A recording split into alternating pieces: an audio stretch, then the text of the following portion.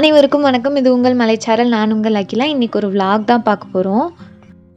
நான் அன்றைக்கி ஒரு நாள் காலேஜ் முடிச்சுட்டு வரும்போது சத்திரத்தில் இறங்கிட்டு பெரியசாமி டவர்ஸ் போயிட்டு இந்த பேக் கேஸ் வாங்கிட்டு டெம்பர்லாம் ஒட்டிட்டு வந்தேன். இது எப்படி இருக்குன்றதை நீங்கள் கமெண்ட்டில் சொல்லுங்கள். இது மாதிரி ஃபன்னாக பேக் கேஸ் போட்டுக்கிட்டா எனக்கு கொஞ்சம் போர் அடிக்கிறப்ப விளாட்றதுக்கு நல்லாயிருக்கும். அதுக்கப்புறம் நான் வீட்டுக்கு வந்துட்டு அன்றைக்கி பீட்சா செய்யலான்னு நினச்சேன். அதுக்காக கோதுமை மாவில் உப்பும் சர்க்கரையும் போட்டு நான் பிசைஞ்சு எடுத்துக்கிறேன். ஒரு 1.5 சப்பாத்திக்கு எவ்வளோ மாவு போடுவோமோ அவ்வளோ மாவு மட்டும் போட்டு நான் தண்ணி ஊற்றி இதை மிக்ஸ் பண்ணிக்கிறேன். நான் வீட்டில் இருக்க பொருட்கள் தான் வச்சு பண்ணுறேன். அதனால் கரெக்டாக ஒழுங்காக அந்தந்த ப்ராடக்ட்ஸ் வச்சு பண்ணலை. ஃபஸ்ட்டு இந்த மாவை வந்துட்டு நம்ம சப்பாத்தி பதத்துக்கு எண்ணெய் ஊற்றி பிசைஞ்சு எடுத்துக்கலாம். இன்றைக்கி நம்ம ஒரு ரிசப்ஷனுக்கும் போக போகிறோம். அதையும் இந்த vlogல பார்க்கலாம். அதுக்கப்புறம் அது மேலே டாப்பிங் போடுறதுக்கு நான் வெங்காயம் தக்காளி கட் பண்ணி எடுத்துக்கிறேன். இது மாதிரி நீட்டமாக நான் கட் பண்ணி எடுத்துக்கிறேன். இதில் வேறு ஏதாவது வெஜிடபிள்ஸ் இல்லை பன்னீர் கூட நம்ம ஆட் பண்ணிக்கலாம். அதே மாதிரி நான் தக்காளியையும் குட்டி குட்டி பீஸாக கட் பண்ணி எடுத்துக்கிறேன். இதெல்லாம் நறுக்கிறதுக்கு முன்னாடியே அந்த மாவை செஞ்சு வச்சுருங்க. அப்போது நம்ம நறுக்குனதுக்கப்புறமா ஒரு 5 மினிட்ஸ் கழித்து இந்த மாவு இது மாதிரி கையிலேயே திரட்டி எடுத்துக்கோங்க. இதுக்கு கொஞ்சம் மொத்தமாகவே திரட்டி எடுத்துக்கோங்க. அதுக்கப்புறமா நம்ம இந்த ஃபோக் வச்சு நடுவில் ஓட்டையாக போட்டுக்கலாம், அது வேகிறதுக்காக. இப்போது தோசைக்கல்லில் வந்துட்டு கொஞ்சமாக எண்ணெயை வந்துட்டு இது மாதிரி ஸ்ப்ரெட் பண்ணி விட்டுக்கோங்க எல்லா இடத்துலையும். அதுக்கப்புறமா நம்ம ஸ்லோலே வச்சு தான் அதை பண்ணணும். இது ஒரு 5 மினிட்ஸ் வந்துட்டு இதில் வச்சு நம்ம குக் பண்ண போகிறோம். இது வச்சதுக்கப்புறமா இந்த மாவு வச்சதுக்கப்புறமா இதுக்கு மேலே மூடி போட்டு மூடிடுங்க. ஒரு 5 நிமிஷத்துக்கு அப்புறம் இது நல்லா கீழெல்லாம் வெந்து வந்திருக்கும். அதுக்கப்புறம் அதே தோசைக்கல்லில் வந்துட்டு நம்ம வெங்காயத்தையும் வதக்கிக்கலாம். எனக்கு கொஞ்சம் அது பச்சையாக சாப்பிட அவ்வளோ பிடிக்காது. அதனால் நான் உப்பு அப்புறம் கொஞ்சமாக மசாலா மட்டும் போட்டு இதை பிரட்டி எடுத்துக்கிறேன். இது கொஞ்சம் டிஃப்ரெண்ட்டான பீட்சா தான், அதனால் எனக்கு பிடிச்ச மாதிரி நான் செய்கிறேன். இப்போது அதே இதில் வந்துட்டு நம்ம ஸ்டவ் ஆஃப் பண்ணிவிட்டு நம்ம அதுக்கான ட்ரெஸ்ஸிங்லாம் பண்ணிடலாம். நான் பீட்சா சாஸ் இல்லாததுனால டொமேட்டோ சாஸை இதோட ஆட் பண்ணிக்கிறேன்.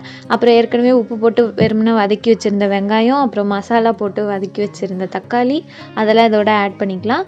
இப்போ மொசரல்லா சீஸ் மட்டும் இதுக்கு மேலே நம்ம தேவையான அளவுக்கு தூவி விட்டுக்கலாம். அது எந்த அளவுக்கு வேணுமோ நம்ம அந்தளவுக்கு மேலே ஃபுல்லாக எல்லா இடத்துலையும் இருக்கிற மாதிரி தூவி விட்டுட்டு இப்போ அடுப்பு பற்ற வச்சு ஸ்லோ பண்ணதுக்கப்புறமா இது ஒரு 5 மினிட்ஸ் வந்துட்டு நம்ம மூடி வச்சு வைக்க போகிறோம். அந்த சீஸ் எல்லாம் உருகிற வரைக்கும் தான் நம்ம டைமிங். ஏன்னா ஏற்கனவே மற்ற எல்லாம் வெந்து தான் இருக்குது. அதனால் அந்த சீஸ் உருகிறதுக்கு ஒரு 5 மினிட்ஸ் ஆகும். அதுக்கப்புறம் நம்மளோட பீட்சா ரெடி ஆகிடும். இதுக்கு மேலே வந்துட்டு நான் டொமேட்டோ சாஸ் மட்டும் ட்ராப்பாக போட்டுக்கிறேன். அது பார்க்குறதுக்கும் அழகாக இருந்தது, டேஸ்ட்டும் நல்லா இருந்தது. இந்த சிம்பிளான பீட்சா ஒரு வாட்டி ட்ரை பண்ணி பாருங்கள். அதுக்கப்புறம் நாங்கள் சாயங்காலமாக ரிசப்ஷன் போகிறதுக்கு ரெடி ஆகிட்டோம். இதுதான் நான் ரிசப்ஷனுக்காக போட்டு போன ட்ரெஸ்ஸு. இது எப்படி இருக்குன்றதையும் கீழே கமெண்ட் பண்ணுங்கள். இதுக்கு வந்துட்டு நான் செயின் போடுறதுக்கு 2-3 நெக்லஸ்லாம் ட்ரை பண்ணேன். ஆனால் இது வந்துட்டு மேலவே இருந்ததுனால நான் இப்போ பொங்கல் டைமில் போட்டது தான் திரும்ப அதை எடுத்து போட்டுக்கிட்டேன். அதோட நான் ஒரு ஜிமிக்கியும் இந்த ட்ரெஸ்ஸுக்கு மேட்சாக இருக்க மாதிரி போட்டுக்கிறேன். போட்டுட்டு இதுதான் அம்மாவோட ட்ரெஸ்ஸு. அம்மாவோட ட்ரெஸ் எப்படி இருக்குன்றதையும் சொல்லுங்கள்.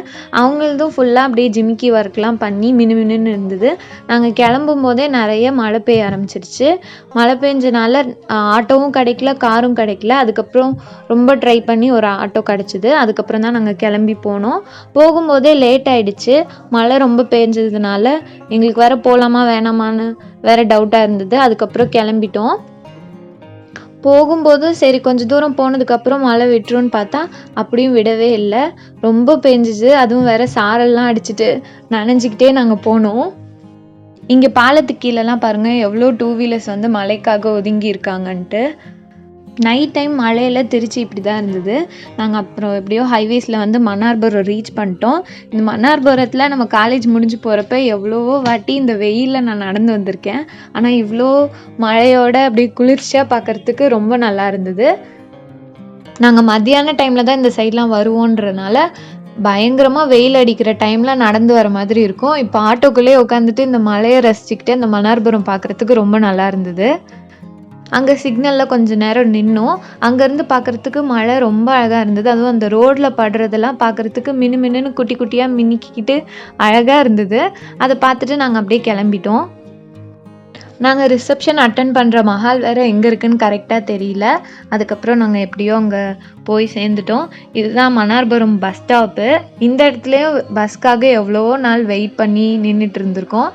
அதுவும் பார்க்குறதுக்கு ரொம்ப நல்லா இருந்தது. நைட் டைமில் மலையில் உங்களுக்கு ட்ராவல் பண்ண பிடிக்குமான்றதையும் கீழே கமெண்ட்டில் சொல்லுங்கள். அதுக்கப்புறம் நாங்கள் அப்படியே மன்னார்புரம் தாண்டி போயிட்டோம்.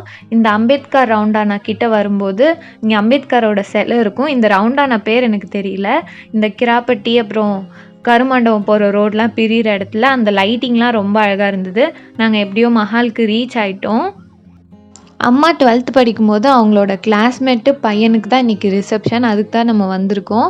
அவங்க இவ்வளோ வருஷம் ஞாபகம் வச்சு கூப்பிட்டதே பெரிய விஷயம். நாங்கள் லேட் ஆகிடுச்சின்னு நினச்சி அங்கே வந்தால் இன்னும் ஃபங்க்ஷன் ஸ்டார்ட்டே ஆகலை. அதனால் கொஞ்சம் நேரம் அங்கே ஃபோட்டோஸ் வீடியோஸ்லாம் எடுத்தோம். அதுக்கப்புறமா வெல்கம் ட்ரிங்காக இந்த வாட்டர்மெலான் ஜூஸ் கொடுத்தாங்க. அப்புறம் சூடாக டீலாம் கொடுத்தாங்க. அதெல்லாம் வாங்கி குடிச்சிட்டு நாங்கள் உட்காந்துருந்தோம். அம்மாவுமே சீக்கிரம் நம்ம கிஃப்ட்ஸ்லாம் கொடுத்துட்டு சாப்பிட்டுட்டு கிளம்பலாம். ஏன்னா திரும்பவும் மழை பெஞ்சதுன்னா வீட்டுக்கு போகிறதுக்கு லேட் ஆகிடும். 1 hour கிட்ட ஆகுன்றதுனால அது ஒரு மாதிரி டென்ஷனாகவே இருந்துச்சு. கொஞ்ச நேரத்துலேயே ஃபங்க்ஷனும் ஸ்டார்ட் பண்ணிட்டாங்க. பொண்ணு மாப்பிள்ளையும் வந்துட்டாங்க. அவங்களுக்கு நேற்றே கல்யாணம் ஆகிடுச்சு. இன்றைக்கி ரிசப்ஷன் வச்சுருந்தாங்க. கல்யாணத்துக்கு போக முடியல. அதனால் ரிசப்ஷன் அட்டன் பண்ணலான்னு நாங்கள் அன்றைக்கி கிளம்பி வந்தோம்.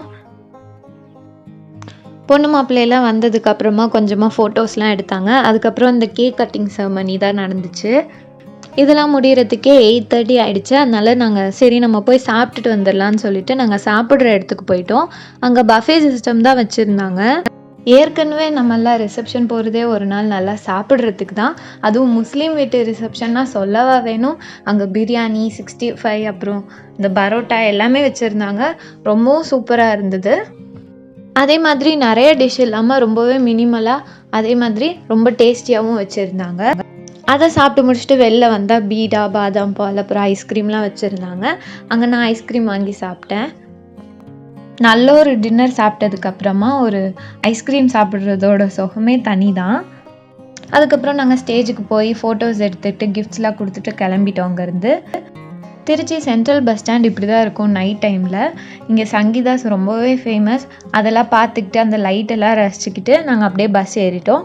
சத்திரம் பஸ் ஏறிட்டு சத்திரம் போயிட்டு நாங்கள் அப்புறம் திருவானைக்கோல் பஸ் ஏறிக்கலான்னு சொல்லிட்டு நாங்கள் அங்கே கிளம்பும்போதே 9:30 கிட்ட ஆகிடுச்சு. நைட் டைமில் அந்த மாதிரி ஃப்ரீ பஸ்ஸில் உட்காந்துக்கிட்டு அந்த சீனரிஸ் எல்லாம் ரசிச்சுட்டு போகிறதே ரொம்ப அழகு தான். நிறைய கடையெல்லாம் பூட்டிட்டாங்க. அதெல்லாம் பார்த்துக்கிட்டே நாங்கள் சத்திரம் வந்தோம். ஆனால் சத்திரம் மட்டுமே இன்னும் ஏங்கிக்கிட்டே இருந்தது. இன்னும் சாப்பிட்றதுக்கு ஆட்கள்லாம் வந்துகிட்டே இருந்தாங்க, சமைச்சிக்கிட்டே இருந்தாங்க. அதெல்லாம் பார்த்துக்கிட்டு நாங்கள் ஸ்ரீரங்கம் பஸ் ஏறி உட்காந்துட்டோம். நம்ம சிட்டியில் லேட் நைட் ட்ராவல் பண்ணது ரொம்ப நல்லா இருந்தது.